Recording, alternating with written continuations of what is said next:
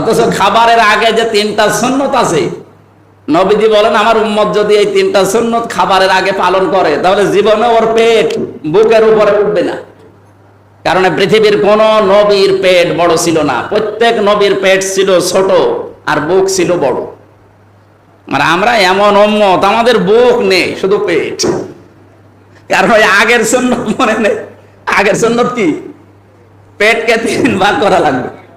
1 নম্বরে আপনাকে খাবার যতটুকু খাবেন ওই পরিমাণে পানি, আর 1 ভাগ খালি রাখতে হবে হজম হওয়ার জন্য। কিন্তু খাবার খেতে খেতে মনে থাকে না, টুটি পর্যন্ত খায়, এরপরে মিষ্টি খাওয়ার জন্য তার মানে আরো খাবার চায়, তো মরবে তো হজম করবে কি দিয়ে?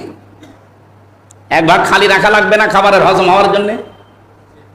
এই জন্য নবীজিকে আমরা তার জীবনী পড়ে দেখলাম কোনোদিন তিনি গ্যাস্ট্রিক, আলসার, পেটের পীড়া এগুলো তার হয়নি। কারণ সুন্নত তিনি মেনে চলতেন, এই কাজগুলো